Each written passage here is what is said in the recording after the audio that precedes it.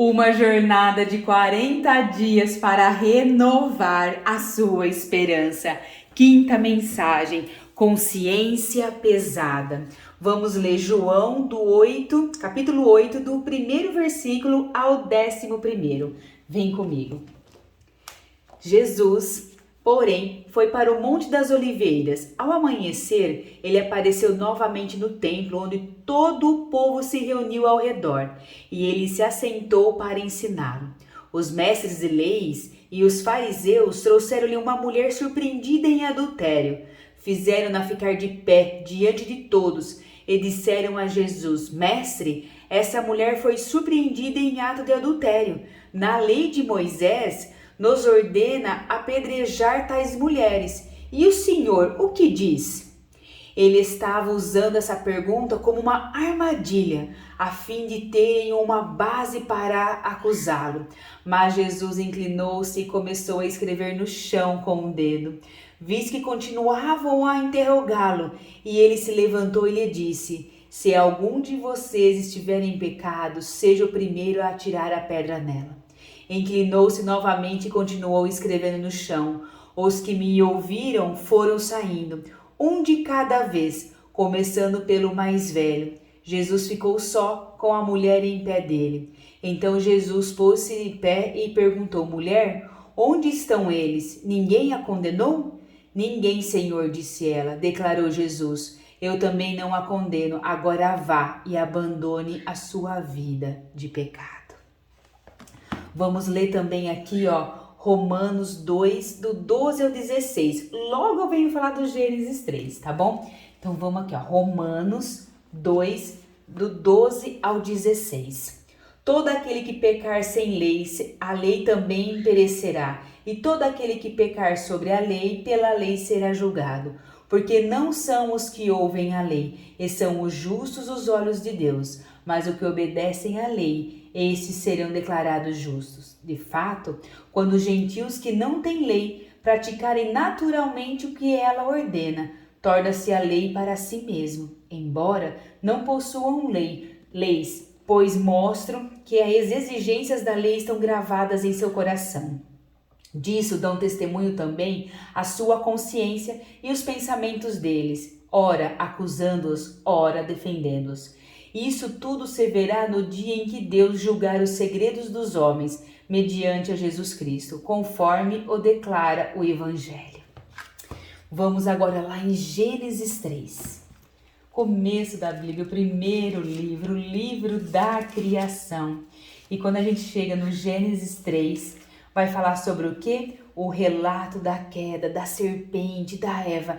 Esse capítulo você vai ler todinho aí, tá bom? Combinado? É para ler ele inteirinho. Então vamos lá agora para a mensagem.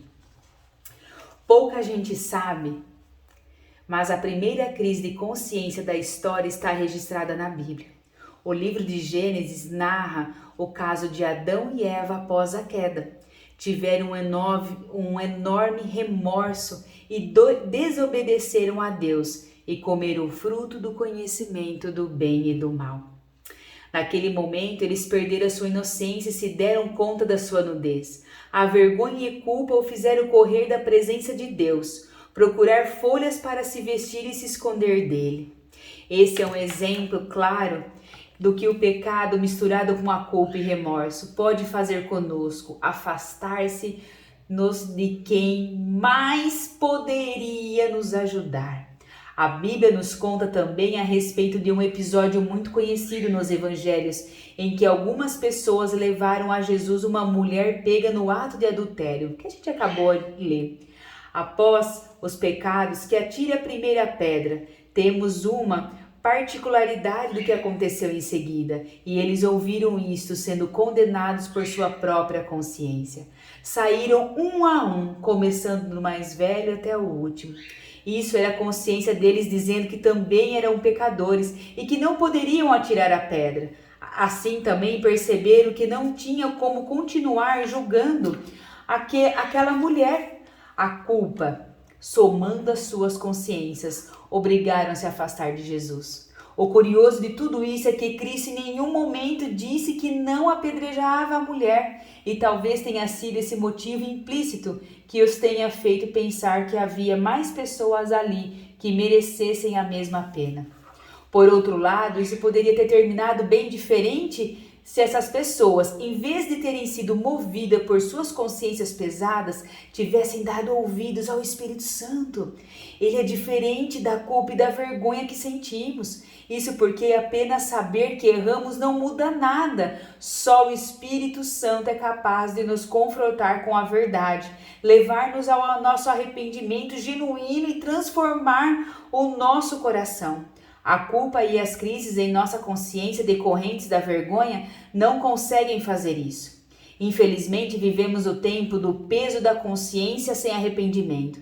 As pessoas se sentem culpadas, condenadas, mas nunca se permite aproximar de Deus para receber o alívio, o perdão e o amor. Deus não está pronto para nos escorraçar e castigar. Ele é bom, mas muitos não sabem disso, porque não o conhecem de verdade, escolhendo a se basear no que os outros contaram a seu respeito. Até hoje, milhares estão distantes de Jesus, porque a vergonha e o remorso os levaram para tão longe que se acharam dignos de encontrar o caminho de volta. Que não se acharam dignos de encontrar o caminho de volta. Incontáveis homens e mulheres estão subjugados pela culpa, porque o peso do pecado lhe diz que estão errados e que não há mais solução. O Espírito Santo, contudo, nunca nos traz peso, culpa ou condenação. Ele nos diz, sim, a verdade, mas sempre com amor e com o intuito de nos liberar. Inclusive, se aquelas pessoas da história da mulher adúltera tivesse dado ouvidos a Cristo, que era guiado pelo Espírito Santo, e se arrependido, com toda certeza aquela história poderia ter terminado bem diferente. A adúltera não estaria mais sozinha no meio da multidão, e sim acompanhada ela. E por fim, todos ali escutariam o que somente ela pôde ouvir. Também eu não a condeno. Jesus não nos condena, ele veio para nos libertar e defender. Ele é o nosso advogado, um advogado tão bom que não só garante a solução dos casos, mas morreu pelo perdão de todos os seus clientes. Vamos para o passos práticos? Preste atenção, 3 itens aqui. Analise se você não está preso pelo peso da sua consciência. Se sim, clame ao Espírito Santo, o único que pode dirigir nossos passos na direção correta e nos levar à verdade e ao arrependimento. Ore para que o Senhor, pedindo para que Ele mostre as áreas da sua vida que precisam ser destravadas pelo perdão. Repense suas atitudes precipitadas. Talvez seja o momento de voltar a falar com alguém que você machucou, retornar à igreja do qual se distanciou e reatar as relações familiares que foram rompidas pelo remorso e pela culpa. Essa é a grande mensagem de hoje. Muito obrigada e até a próxima.